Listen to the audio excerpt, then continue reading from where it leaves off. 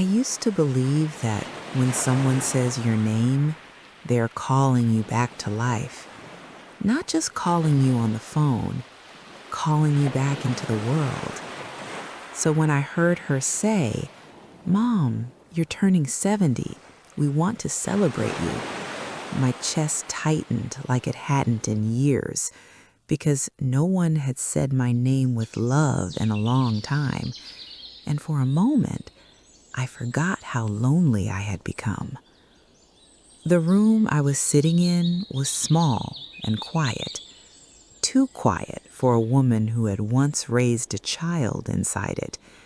There were still shadows on the walls where her posters used to hang, a faint square where her bed once stood, a dent in the carpet where she used to drop her school bag. I had never moved those things, not because I was stuck in the past, but because the past was the only place where I still felt like someone's mother. Her call came late in the evening. The sky outside my window was already dark, and the street light flickered the way it always did when the air was cold. I had been folding laundry, slowly, carefully, as if time itself might break if I moved too fast. When my phone rang, I froze, because people don't call anymore. They text, they scroll, they forget. So a ringing phone felt like a small miracle. I answered on the second ring. "Hello?" There was a pause, then her voice. "Mom." That single word carried more weight than all the years between us. She sounded different, older, but still my child. And in that moment, I was no longer a 70-year-old woman in a quiet apartment. I was a mother again. She told me about the birthday, about how she and her husband wanted to do something special, about how I deserved to be celebrated. I didn't hear every word. I heard the promise behind them, the promise that I was still part of her life. After we hung up, I sat very still. I pressed my palm against my chest and felt my heart racing like it used to when she was little and lost in a crowd. I whispered, "She still needs me." And for the first time in years, I believed it. That night, I searched for flights. My hands shook when I saw the prices. I closed the laptop, then opened it again, then closed it. I stared at the screen like it was asking me a question I was afraid to answer. How much is love worth? I didn't have savings. I had memories, and sometimes memories are the only currency left. So I sold the sewing machine, the one I used when she was small, the one that stitched her dresses and patched her mistakes. When the man carried it away, I felt like I had sold a piece of my life, but I told myself, this is for her. I cut back on groceries. I skipped my medication once, then twice. I told myself it was temporary, because nothing matters more than family. That's what I had always believed. When I finally booked the ticket, I cried. Not loud, not dramatic, just a quiet release of everything I had been holding. The confirmation email felt like proof that I still existed in someone else's world. I spent days preparing, folding, refolding, choosing which parts of myself to bring with me. I wanted to arrive as someone she could still love, not as a reminder of everything she had outgrown. At the airport, families stood together. I stood alone. But for the first time in years, I didn't feel invisible, because I was going somewhere, because someone was waiting, or so I thought. When the plane landed, I turned on my phone. No message. I sent one. "I'm here." I waited and waited, The crowd disappeared, and so did my certainty. Then the message arrived. Something came up. Go to the hotel. We'll talk later. I stared at the screen. Later, a word that promises everything and explains nothing. I walked into the city with my suitcase. The air felt colder than it should have, and for the first time, a quiet thought whispered inside me. What if I was never meant to stay? The hotel lobby smelled like lemon cleaner and old carpets, the kind of smell that tries too hard to hide what's underneath. I stood there with my suitcase while the clerk typed my name into the computer. He asked if I was visiting family. I said yes. The word felt strange in my mouth, like it didn't belong to me anymore. My room was on the 4th floor. The elevator creaked like it was tired of carrying strangers. When the doors opened, the hallway stretched long and narrow, lined with identical doors, all of them closed, all of them holding someone else's story. I wondered which one was supposed to hold mine. Inside, the room was small and perfectly clean. Too clean.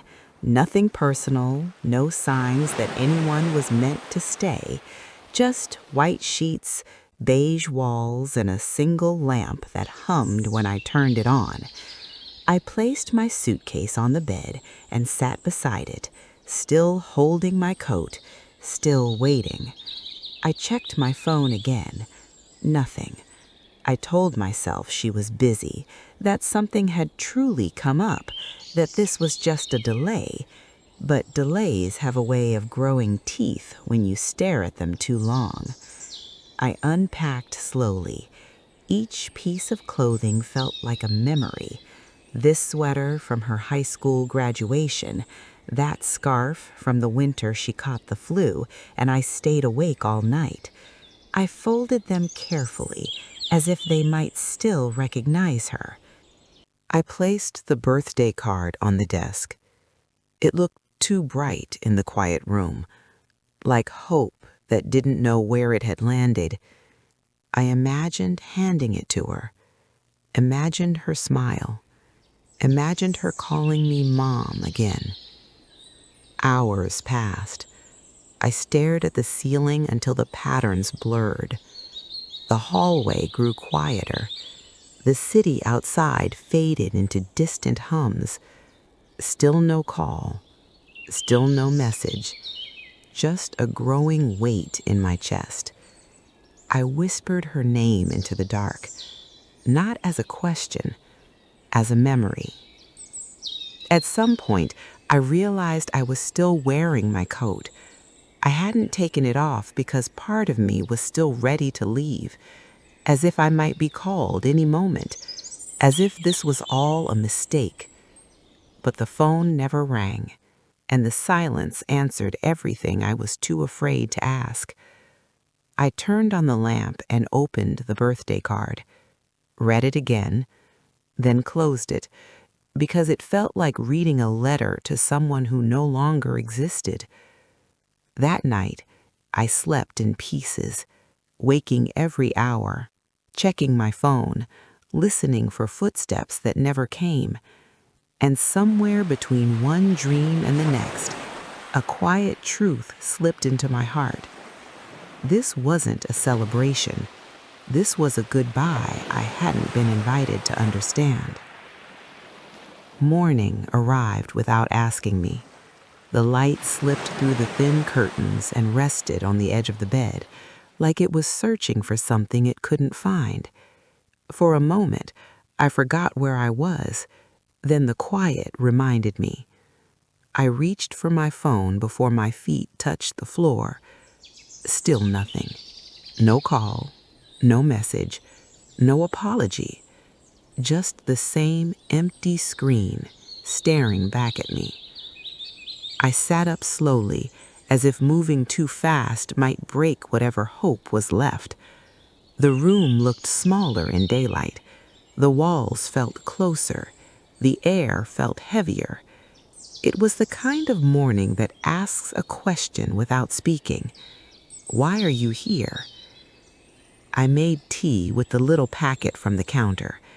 It tasted thin, like it was pretending to be something warm. I held the cup with both hands, waiting for it to steady me, but my hands were shaking. At 10 o'clock, I finally gathered the courage to call her. It rang once, twice, 3 times, then her voice. "Mom," she said, like she had just woken up, as if I hadn't been awake all night waiting for her. I asked when I could see her. There was a pause, not long, but long enough to feel. She said, "Soon. I just need to handle a few things." I asked what things. She laughed softly. "You worry too much." That was the moment something inside me shifted. Because love doesn't sound like patience when it's real. It sounds like presence. And she was nowhere near me. After the call, I stood by the window. People walked past with coffee in their hands. They knew where they were going. I didn't even know where I belonged. I thought of her childhood, of how she used to wait by the door when I came home from work, how she would run to me like I was the only safe place she knew. I wondered when I stopped being that place. At noon, I left the hotel. I told myself I was just taking a walk, but my feet knew where they were going.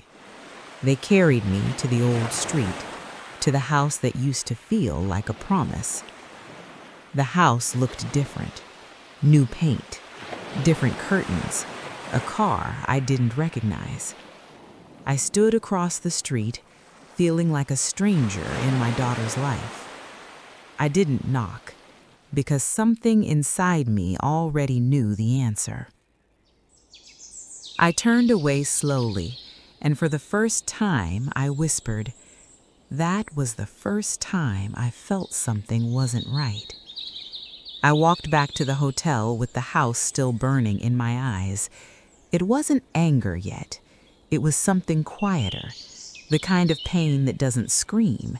It just sits in your chest and waits. Every step felt like I was walking away from a life that no longer recognized me.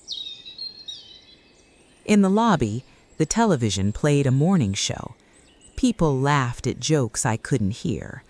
I stood there for a moment, wondering how the world could keep moving when mine had stopped. Then I pressed the elevator button and waited, just like I had waited for her. Inside my room, I placed my purse on the desk and opened my phone. Still nothing. No message, no explanation, just that same silence, growing louder with each passing hour. I tried to distract myself. I rearranged the pillows. I folded and unfolded my clothes. I lined up my shoes like they were soldiers waiting for orders. But no matter what I touched, I felt like I was only touching the space she had left behind. At 3 in the afternoon, she finally sent a message, not a call. Just words. "Mom, you're overthinking. Everything is fine." Fine. The words felt heavy, like it was meant to close a door. I replied, "When can I see you?" There was no answer. Not then, not later, not at all. I began to feel foolish, like a guest who had arrived after the party ended. I wondered if this had always been the plan, to invite me but not keep me. That evening, I opened my email. I don't know why. Maybe I was searching for something that would make sense of the quiet. And that's when I saw it. A forwarded message from her, from weeks ago. It was a document. A lease. My name was there, but next to it were two words I didn't recognize as my own. Former occupant. I read it again. And again. Like the meaning might change if I stared long enough. But it didn't. It stayed exactly where it was.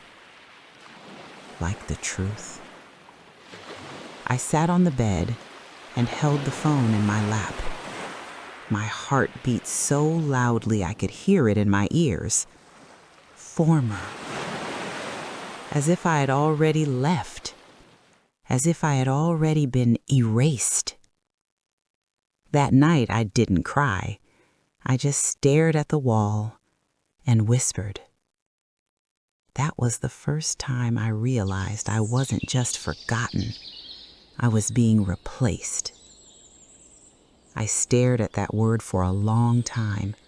Former.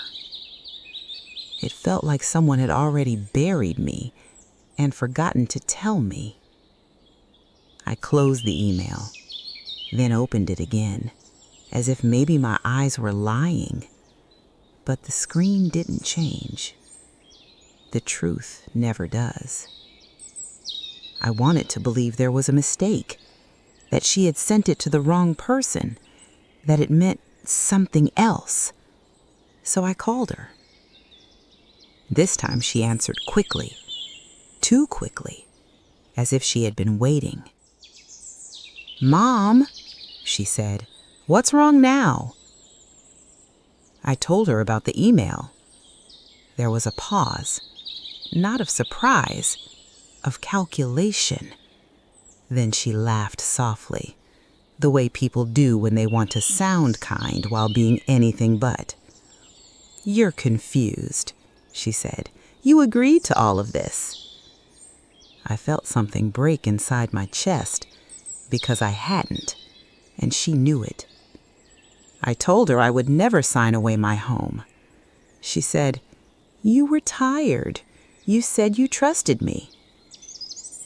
She spoke as if she was reminding me of a story I should remember, but it wasn't mine. When I started to cry, she sighed, like I was being inconvenient. "Mom, you're being dramatic," she said. "This is what's best for everyone." Everyone. Except me. After the call ended, I sat in silence. My reflection stared back at me from the dark window. I barely recognized the woman there. Her shoulders were smaller. Her eyes looked tired of believing. The next morning, I tried to go back to the house, not to confront her, just to understand. But the door was locked, the windows were covered, and the neighbor I once waved to looked away when he saw me. I stood on the sidewalk with nowhere to go, nowhere that wanted me, and the truth finally settled into my bones. I wasn't visiting. I was being removed. That night, I lost everything. Not my money, not my house, but the last illusion that love would protect me. And I whispered, that was the night I lost everything. I walked back to the hotel in the dark, not because I had anywhere else to go, but because it was the only place that would let me exist without questions. The streetlights blurred through my tears. Every window I passed held someone else's life, someone else's laughter, someone else's place. I felt like a shadow drifting between worlds that no longer saw me. At the front desk, the clerk looked at me gently. I could tell he wanted to ask, but he didn't. Sometimes silence is the last kindness people have. That night, I sat on the edge of the bed and held my phone. I scrolled through old photos of her. First day of school, missing teeth, graduation. Each picture felt like a goodbye I never said. I realized something then. I had spent my whole life trying to be needed, but now I had to learn how to be enough. The next morning, I packed my suitcase slowly, not because I was leaving, but because I was choosing myself. I bought a one-way ticket home. No return, no expectations, just breath. When I opened my door, the house felt smaller, but I felt stronger. I cleaned one room, then another. I planted flowers where her shoes used to be. I made tea for one. And for the first time, the quiet didn't scare me. I wasn't abandoned. I was released. Now, when I say my own name, I hear it again and I answer. If this story touched you, please subscribe. This channel exists for women who are rebuilding, healing, and finding strength again, no matter their age. Like this video if you believe it's never too late to choose yourself, and share this with someone who might need to hear this today.